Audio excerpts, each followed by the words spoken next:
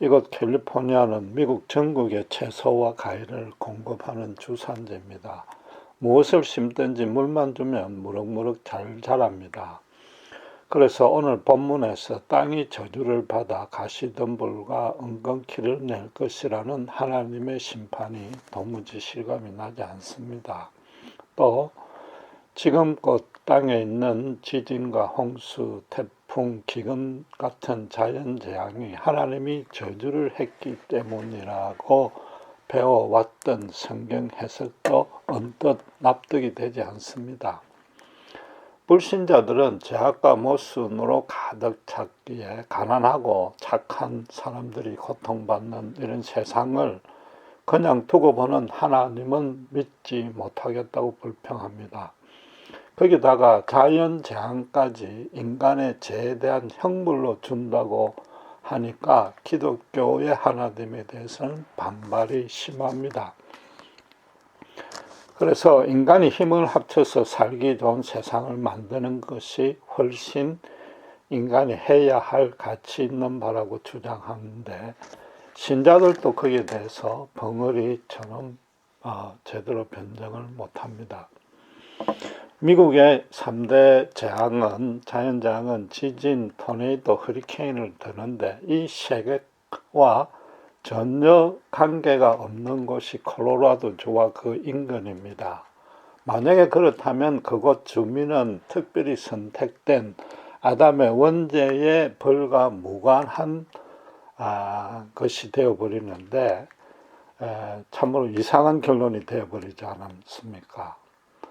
지금 그런 전통적인 해석이 틀렸다는 뜻이 아니고 본문에 대한 완전한 해석이 될 수 없으니까 다시 한번 점검해 볼 필요가 있다는 것입니다.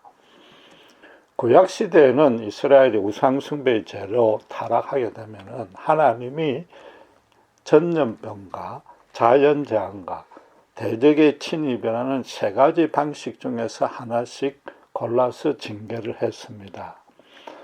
만약에 하나님이 지금 에덴 동산에서부터 땅을 저주했다면은 따로 이런 자연재앙의 형벌을 골라서 더 가할 필요는 없는 것이지 않습니까? 신약시대에서 예수님도 종말이 가까이 오면은 자연재앙과 전쟁이 빈번해질 것이지만은 그게 종말이 아니고 종말이 시작되었다는 징조라고 말씀하셨습니다. 그러니까 자연재앙 자체가 형벌이 아니라는 뜻이 되는 겁니다. 하나님이 본문에서 거짓말을 할 리는 없습니다. 전통적인 가르침이 옳으려면은 본문에 땅에서 큰 재앙이 날 것이다 라고 말해야 되는 겁니다. 지금 본문을 다시 자세히 한번 보시기 바랍니다. 채소가 인간의 식물인데 정신토록 수고하고 얼굴에 땀이 나야 먹을 수 있다고 그 형벌의 내용을 아주 구체적으로 설명을 했습니다. 또 그것은 개인의 일상적인 생활에 관련된 형벌이지 1년에 한두 번 일어나는 자연재앙은 아닌 것입니다. 그럼에도 문제는 우리가 보기에 홍수와 지진 같은 게 벵글라데시나 아이티 같이 가난하고 적은 나라에만 큰 피해를 주는 것 같습니다. 만약에 하나님이 정말로 그랬다면은 불신자들이 반발하는 것처럼 불공평한 하나님이 됩니다. 그러나 자연재앙은 가난한 나라에만 국한되지 않습니다. 민족과 나라와 가리지 아니하고 발생합니다. 저희가 미국에 이민 오고 난 뒤에 느낀 것은 이 땅덩어리 건물이가 너무 강하니까 자연재앙의 수준도 그 피해도 엄청납니다. 한국에서는 기껏해야 몇 명 내지 몇십 명 피해를 보지만은 미국은 뭐 몇백 명 때로는 몇천 명 피해가 생기는 게 예사인 것입니다. 하나님이 가난한 적은 나라에만 재해를 주는 그런 불공평한 분은 절대 아닌 것입니다. 하나님이 모든 인간에게 맨 처음 준 명령이 뭡니까? 이 땅을 정복하고 다스리라고 그러는 겁니다. 북한이 지금 굶어 죽는 이유 중에 하나가 산에 나무를 다 버렸기 때문에 홍수를 통제 못한 탓입니다. 이 땅을 다스리려면 치산치수는 가장 먼저 해야 될 필수적인 조치인 것이죠. 인간인 책임이다 말이죠.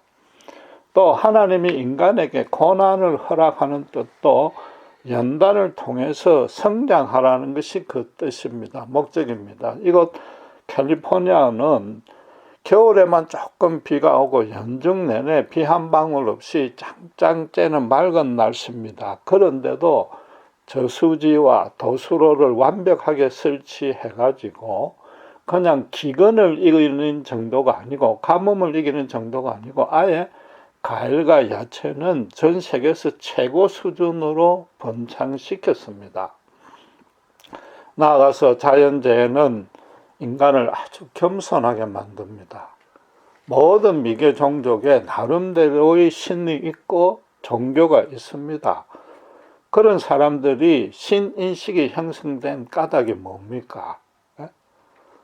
상식적으로 생각해도 맨 처음에 천둥번개를 보고 그 앞에 두려워진 것입니다. 인간이 너무나 왜소하고 연약함을 절감한 것입니다. 개인적으로 자신의 나고 죽음도 컨트롤 못하지만 이 자연 세계의 주인도 분명히 따로 있다는 것을 그 미개 종족도 아는 것입니다. 마지막으로 자연재해는 땅을 저주한다는 뜻보다 그 반대의 뜻이 있습니다. 지구의 기후와 환경을 보존하려는 하나님의 놀라운 신비와 섭리가 그 안에 내포되어 있는 것입니다. 다시 이곳 LA를 예를 들면 미국에서 공해가 최고로 심한 도시입니다. 그건 인간이 환경을 더럽힌 결과인데 정말 가뭄에 콩나듯이 가끔 비가 오면 공기가 깨끗이 씻겨져서 너무 청정해집니다. 그건 하나님의 섭리인 것이죠.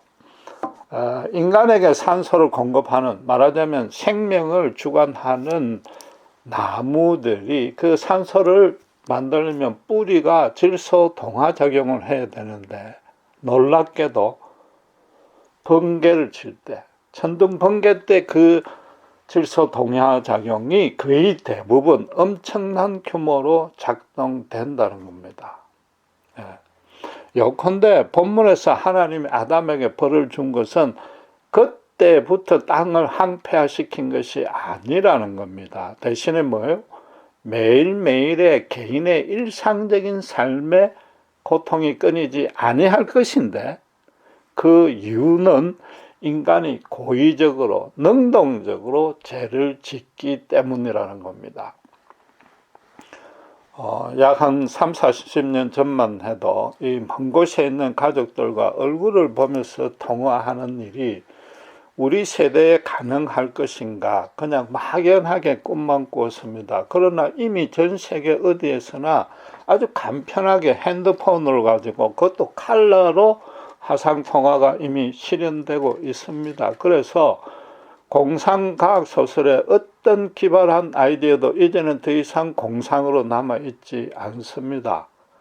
로봇이 인간을 지배하는 세상이 코앞에 닥쳤다는 것에 대해서 아무도 의심하지 않습니다. 실제로 20-30년 그보다 더 빨리 실현될 것입니다. 그래서 꿈은 이루어진다라는 것이 현 세대의 모든 분야의 캐치프레이즈가 되어 있습니다. 그런데 과연 인류의 미래에 대해서 분홍빛 희망으로 설렘을 가지고 기대하는 사람이 얼마나 많겠습니까? 첨단 기술에 관련하는 종사자들이야 수입이 증가될 것이니까 그럴 수 있습니다. 그러나 솔직히 따져보면은 우리 모두가 뭔가 실체를 알 수 없는 회색빛 그런 두려움으로 미래를 바라보고 있지 않느냐 말이죠. 첨단 기술을 개발하는 그 사람들조차도 이 기술을 자칫 악용하면은 자연재앙과 비교도 안 되는 엄청난 불행이 생길 수가 있고 인류가 멸망할 수도 있다는 것까지 염려하면서 지금 연구하고 있지 않느냐 말이죠. 물론 인류의 미래가 어떻게 될 것이라는 간의 질문에 대해서 대다수 사람들이 일상생활이 편리해지고 어떤 새로운 기발한 기술이 개발될까 기대된다고 대답할 수는 있을 겁니다. 그런데 그 질문의 내용을 한번 살짝 바꿔보잔 말이죠. 미래가 과연 살만한 가치와 의미가 있겠는가? 당신이 소망하는 바대로 인생을 살 자신이 있겠는가? 그걸 물어봤을 때는 10중 8구는 노라고 대답할 것입니다. 아마 이번 주는 프랑스 파리의 테러 때문에 100%가 노라고 대답할 거란 말이죠. 인류 역사 이래로 지성은 최고로 발달되었습니다. 모든 분야에서 삶의 여건이 너무나 풍요하게 되었습니다. 그와 비례해서 인류의 미래에 대해서, 개인 인생의 소망에 대해서 부정적인 전망은 지금 최고치에 다다랐단 말이죠. 이 참 아이러니한 사태 아닙니까? 어떤 꿈도 못 이룰 것이 없다고 큰소리치고 있는데 한국의 N4 세대라고 모든 것을 포기하는 세대가 나왔단 말이죠. 이룰 꿈도 없는데 꿈이 이루어진다고 말 안 들고 그게 무슨 의미가 있느냐는 거죠. 지금 제가 두 종류의 질문에 대해서 두 가지 답을 대조시켰는데 주목할 것은 그 두 가지 대답을 한 사람들이 두 부류의 사람으로 나뉘는 것이 아니라는 겁니다. 한 개인이 장래가 어떻게 될 것인가에 대한 같은 맥락의 질문에 대해서 지금 두 가지 대답을 했다는 겁니다. 미래의 삶이 아주 편리해질 것이라고 기대하는 대답은 물질계와 자기 예부에 관련돼서 그렇다는 뜻이고, 그에 반해서 도무지 살만한 가치가 없어질 것이라는 대답은 자기 인간 내면의 만족도가 최저치로 떨어질 거라는 대답인 것입니다. 물질 문명이 발달한다고 보고, 그래서 외부 여건이 편리해진 데 대해서 오히려 내부 정서가 항폐화되는 것은 똑같이 증가하고 있는 것입니다. 삶의 가치와 의미가 점차 상실되어져 가는 거죠. 그럼 결국 어떤 결론에 도달합니까? 이 땅이 전부요. 인간은 물질에서 우연히 진화된 물질적인 존재요. 앞으로도 계속 진보될 것이라고 믿고 있는 진화론이 틀렸다는 거죠.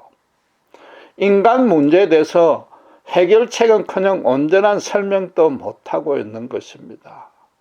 지금 분명한 것은 그런 진화를 믿는 사람들조차도 물질 여건이 개선되고 있는데, 심지어 개발자 자신이 불안할 정도로 인간 만족도는 거꾸로 떨어지고 있단 말이에요. 그걸 다들 목격하고 있고 체험하고 있고 스스로 시인했습니다. 말하자면 인간이 정신적, 영적인 존재라는 것까지 인정을 했는데 정작 그 영혼의 기원이 어디며 그 영혼의 실체가 어떤 것인지 거기에 대해서는 전혀 알려고 하지 아니한다는 거죠. 자연재앙이나 같은 그런 모순이 발생하는데도 방임하면은 하나님은 불공평해서 믿지 못하겠다고 불신자들이 반발하는데, 그 반발이 얼마나 어리석고 비논리적인 생각인지 그들 스스로도 지금 모르고 있는 겁니다. 자연재앙이 많다든지 세상에 모순이 많고 적은 것과 무관하게 그것과 별도로 치놓고 하나님이 있느냐 없느냐부터 먼저 따져야 됩니다. 아무리 하나님이 불공평하다고 불평한들 만약에 하나님이 없다면은 그런 불평 자체는 아무 의미가 없는 것입니다. 그것으로 그치는 게 아니라 눈에 보이는 그 모든 불공평은 하나님이 없으니까 결국 인간이 만든 것이단 말이죠. 하나님을 믿지 않는 근거를 그 불공평을 들고 그러면서도 하나님을 믿지 않고 인간만이 주인이라면은 결국 그 모든 불공평이 자기들 탓이라고 스스로 시인했단 말이죠. 자기 당착에 걸리는 거죠.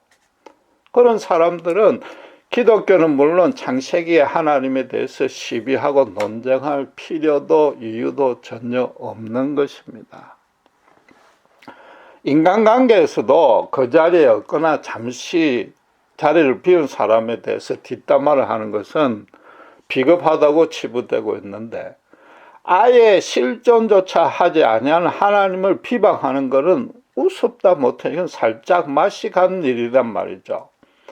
먼저 하나님이 계신가 안 계신가부터를 따지고 하나님이 있다는 걸 확신되면은 그때 가서 왜 이런 모순과 불공평을 주십니까? 라고 하박국 선지자나 욥처럼 따져야 된단 말이죠. 불공평해 보이니까 하나님이 틀렸다, 하나님이 없다는 것은 인간의 생각이 완전 뒤죽박죽 순서가 뒤바뀐 것입니다.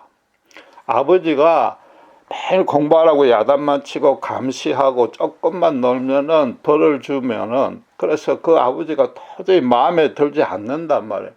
그렇다고 해서 그 아버지는 절대 없어지지 아니하고, 심지어 아버지에게 대드는 것조차도 아주 큰 잘못이단 말이죠.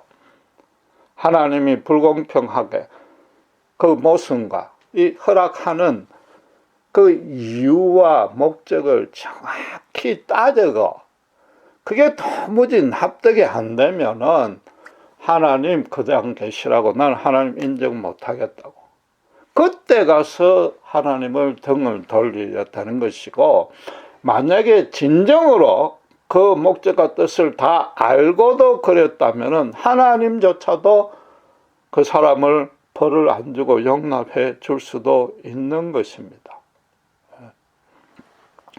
이처럼 세상 사람들은 하나님은 물론이요, 스스로 자신에 대해서도 전혀 깊이 생각하지 않습니다. 생각하는 자체를 귀찮아합니다. 자신이 얼마나 어리석은지 모르는 거죠. 그냥 하나님이 없다, 모르겠다, 그냥 그렇게 지레 결론을 내버립니다. 그러니까 어떻게 됩니까? 필연적으로 눈에 보이는 것, 가시적인 현상 안에 자신을 묶을 수밖에 없는 겁니다. 그게 모든 것이 사고와 행동이 제작받게 되는 거죠. 이 인류의 문제, 불공평해 보이고 모순과 죄가 많은 이 문제도 예외는 아닌 것입니다. 사람들이 시기하고 질투하고 경쟁하다 보니까 그게 나중에 분쟁으로 발생하고 온갖 문제가 생긴단 말이죠. 그러니까 인류 문제 해결책도 서로 사랑하고 품고 간용하고 용서하자가 되는 거죠. 도무지 이해가 안 되는 하나님은 관심 밖으로 두는 것이고, 인간끼리 힘을 합쳐서 살기에 편리하고 살만한 가치가 있는 세상을 건설하고 충분히 건설할 자신도 있다는데 이견의 일치를 본 것이란 말이죠. 인류 문제의 모든 원인을 사랑이 실종된 데서 찾고 그 대책도 사랑하자가 된 것인데, 이에 대해서 일부 신자들마저 동조하고 있는데 그건 성경이 지금 본문이 말하는 바가 아닌 것입니다. 물론 그 진술 자체는 분명히 진리입니다. 문제의 원인과 해결책도 올바른 방향과 맥락에서 접근했습니다. 그러나 여전히 겉으로 보이는 현상에 국한되어서 분석하고 판단한 것뿐이단 말이죠. 겉으로 보이는 것, 이 껍질을 벗겨서 그 핵심과 본질을 파헤쳐야 되는 겁니다. 부부간에 갈등이 많아서 싸움이 그치지 아니하니까 서로 용서하고 사랑하세요라고 권면합니다. 누구나 할 수 있고 신자들도 그렇게 합니다. 그러나 사랑은 그냥 용서도 안 되는데 용서는 그냥 이해도 안 되는데 그게 문제지 않느냐는 거죠. 뚱뚱한 여자들 들어 살 빼면, 그래서 먹지 않고 살 빼면 이뻐질 거라고 권하는 것과 똑같단 말이죠. 살을 빼서 예뻐지는 것과 날씬해지는 것과, 사랑하면 부부가 가정이 회복되는 건 그건 삼척동자도 하는 얘기입니다. 그래서 인류 역사 이래로 똑같은 문제를 두고 똑같은 해결책을 가지고 계속 노력했는데 전혀 해결되지 아니하고 지금은 더 심해졌단 말입니다. 그럼 결국 진짜 원인이 뭡니까? 어디에 있는 겁니까? 바로 인간 자체에 있는 거죠. 인간이 문제인 거죠. 천성적으로 먹고 마실 것을 탐하고 좋아하는데 다이어트란 게 그래 쉽게 되는 게 아니죠. 어쩌다가 노력해서 겨우겨우 성공했지만은 잠시만 방설이면 요요 현상이 와서 더 살찌지 않습니까? 사랑하고 용서해줄 용의는 분명히 있고, 실제로 열심히 노력했더니 가끔 성공하는 케이스도 있더라는 겁니다.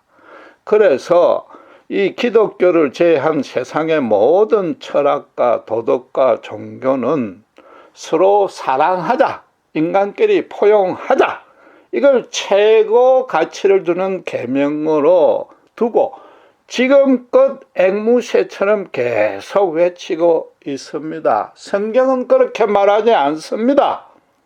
성경은 뭐라고요?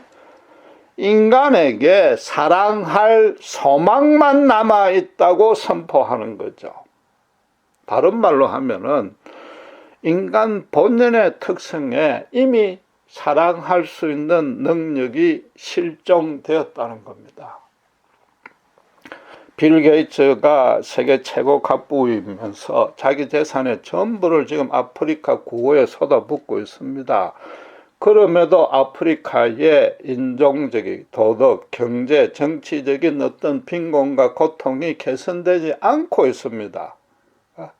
그냥 반창고 붙이는 정도죠. 분쟁이 끊이지 않고 더 심해지고 있단 말이죠. 솔직히 우리 자신을 되돌아보십시오. 쟤는 가만히 있고 아무 노력하지 아니하도 너무나 쉽게 잘 짓고 있습니다.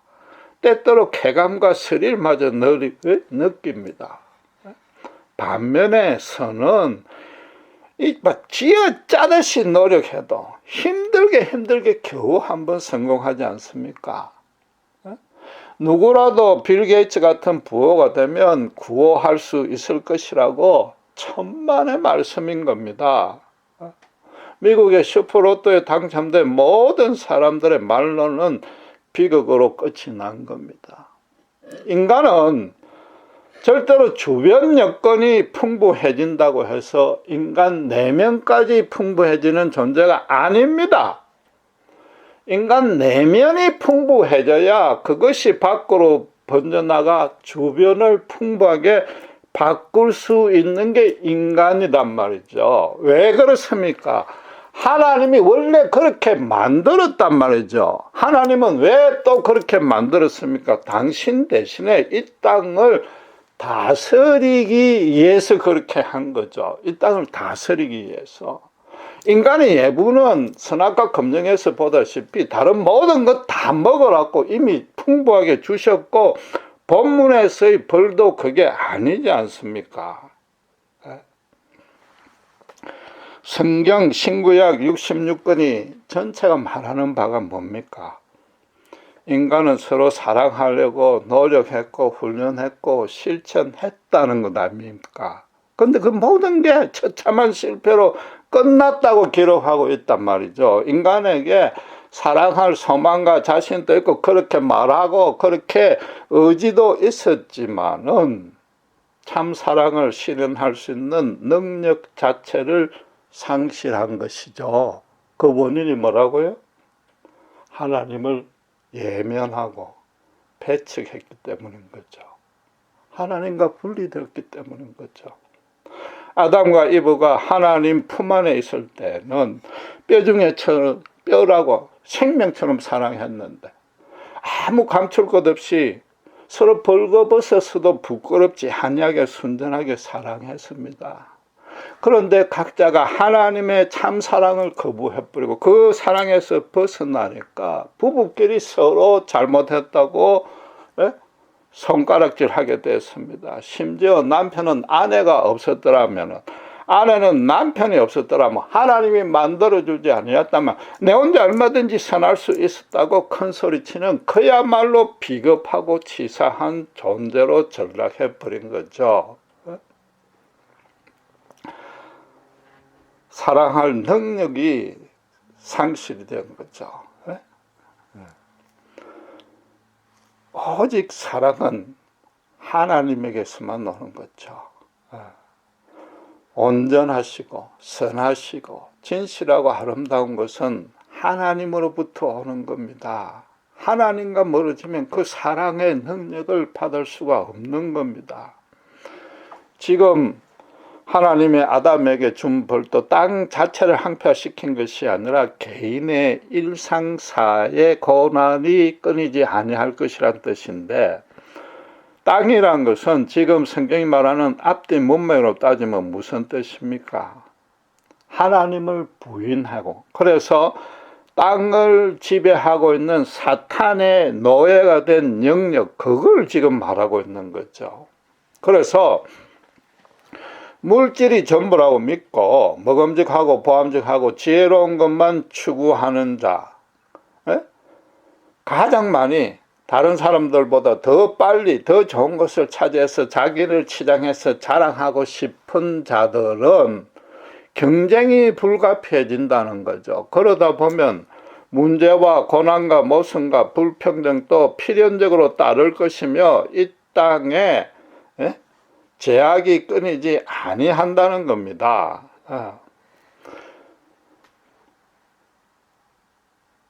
지금 땅만 바라보고 사는 세상은 평생 땅에 속하게 되는 것이라는 거죠. 아담들은 흙에서 흙으로 돌아간다는 것도 1차적으로 인간의 육체도 물질로 육신으로 만들어져 있기 때문에 수명이 닿으면 죽고 썩게 된다는 것이 1차적인 뜻입니다. 그렇다고 해서 불신자들처럼 인생이 무상하고 어차피 그런 운명이니까 인생에 대해서 알 필요도 없고 인생은 다 그런 거라고 포기하라는 차원은 절대 아닌 겁니다. 아담들은 너는 땅에서 체험을 입은 자니 땅으로 돌아간단 말이죠. 무슨 말입니까? 너의 신분과 위치를 정확히 하려는 거죠.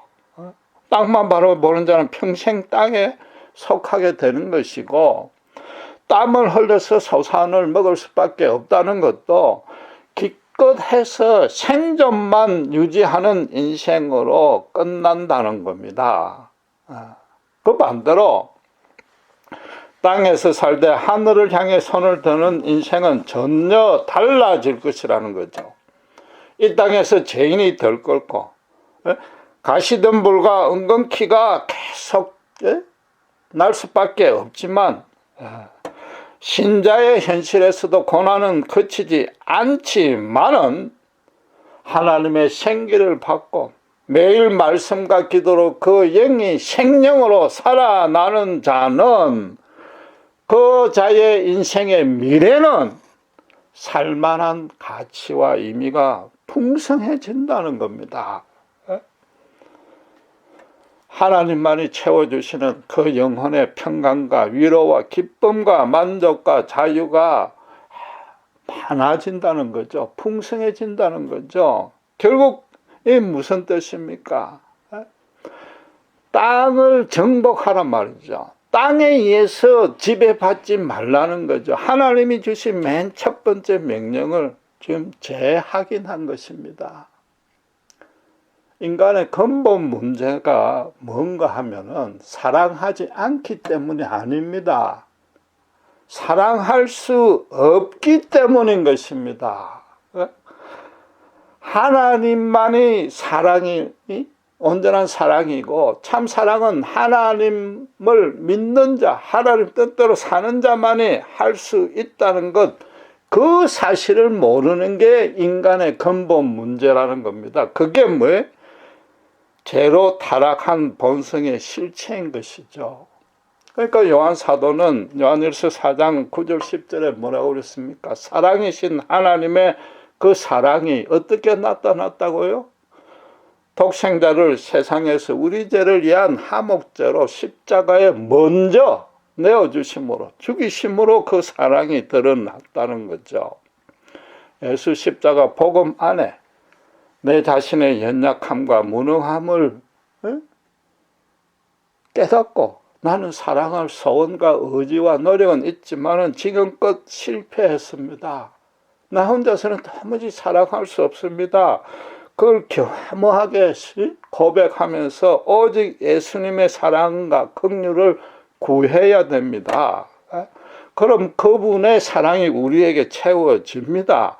예수 십자가 안에 들어온 신자만이 남편과 아내를 볼 때 그 허물과 결점들이 십자가의 보혈의 필터, 그 사랑과 의를 통과해서 그게 문제가 되지 않게 되는 거죠. 더 이상 감출 것이 없게 되는 것이죠. 그래서 예수님의 사랑과 긍휼이 필요치 않는 자는 단 한 명도 없고, 내부터도 그렇고 내 아내 내 남편부터가 그렇다. 내 사랑이 아니라 예수님 사랑이 저 사람에게 필요하는구나,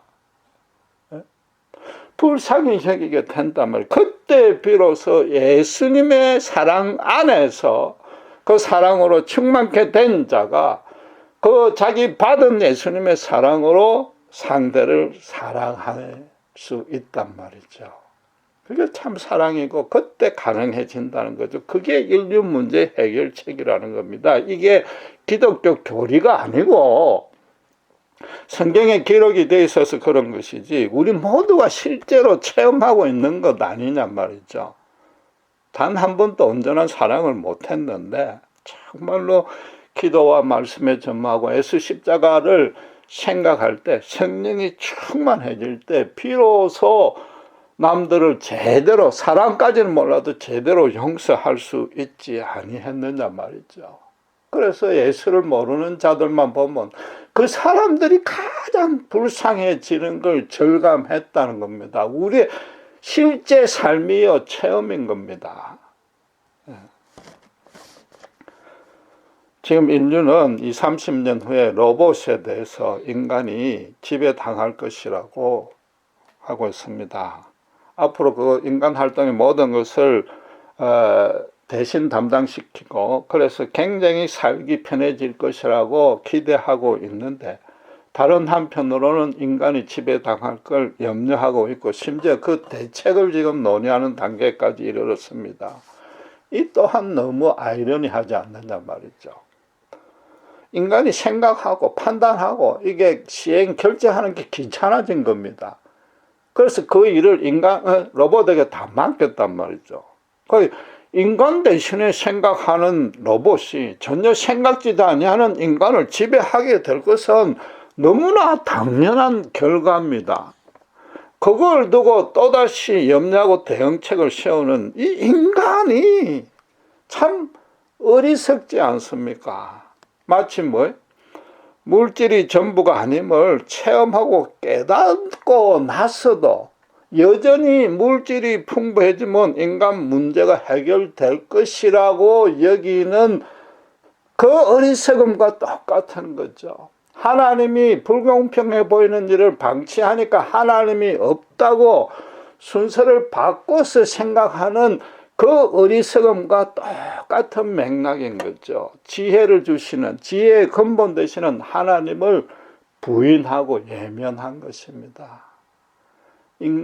하나님을 부인할 때 사랑조차 못하는 것이 아니라 이처럼 어리석기까지 한 존재가 인간이단 말이죠. 하나님은 인간의 이해를 초월할 뿐이지 상충되지는 않습니다. 내가 이해가 안 되고 내 감정에 들지 않는다고 해서 그 거룩하신 하나님, 완전하신 하나님, 진선미 합체신 그분은 분명히 실존하고 있습니다. 예수 십자가 안에 들어있는 신자와 창세전부터 영원까지 땅 끝까지 동행해 주십니다. 본문의 말씀이 하나님이 이 땅을 파괴했다는 뜻이 아니고 하나님의 그런 사랑을 거부한 자, 그래서 땅에 노예된 자로 인해서 인간이 이 땅을 더럽힐 것이라는 겁니다. 그래서 그 안에 사는 모든 땅에 속한 자들이 은근케어 가시던 불을 맛볼 수밖에 없다는 거죠. 오존층이 파괴된 것만 해도 지금 부자 나라들이 더 설쳤고, 그것도 기독교 정신에 극복한 미국이 가장 앞장섰지 않습니까? 다윗이 사방 대적을 다 멸하고 나라에 평강이 오고 이스라엘 왕국이 번영하자 인구 센서스를 했습니다. 그 일로 인해서 하나님의 큰 분노를 샀습니다.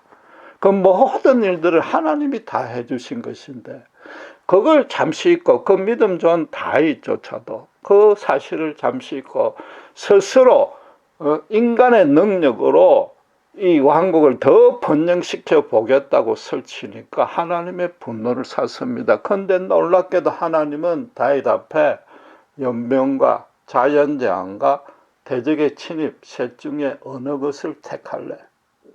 형벌의 종류를 다윗대로 택하라고 했습니다. 이 엄청난 긍휼과 그 안에 담긴 너무나 깊으신 하나님의 뜻을 정말로 심각하고 진지하게 깨달아야 되는 것입니다. 성경이 참으로 정밀하다 못해 흥미롭습니다. 하나님이 부재하면은 얼마든지 먹음직하고 보암직하고 지혜롭게 잘 살 수 있을 것이라고 믿었습니다. 그래서 실제로 그렇게 했습니다. 했고 그 결과도 지금 뭐라고요? 정말로 인류 역사상 최고로 먹음직하고 보암직하고 지혜롭게 됐습니다. 그 열매를 맺혔습니다. 그런데 그와 동시에 가장 살만한 가치가 없어졌습니다. 소망마저 실종되었습니다. 살만한 가치가 없어졌다는 뜻은 바꾸면 뭡니까? 죽음입니다. 그게 선악과 검증 뜻 아닙니까? 하나님을 멀리하면 그렇게 된단 말이죠. 아담의 후손들이 땅을 보고 살 때 받는 벌이 그것이라, 그게 오늘 본문이 말하는 겁니다. 대신에 신자는 뭐예요? 하나님 품 안으로 돌아오습니다. 예수 십자가 안에 들어와 있습니다. 이제는 우리가 참말로 참 사랑을 할 수 있는 능력까지 받았습니다. 본성은 그렇지 아니할지라도 매일 말씀과 기도 안에서 자기를 죽이고 예수 십자가를 질 때 부부 사이와 가정을 회복시킬 수 있고, 교회는 물론이요, 이 사회를 우리가 책임질 수 있는 것입니다. 이 얼마나 놀라운 축복이요, 특권입니까? 기도하겠습니다.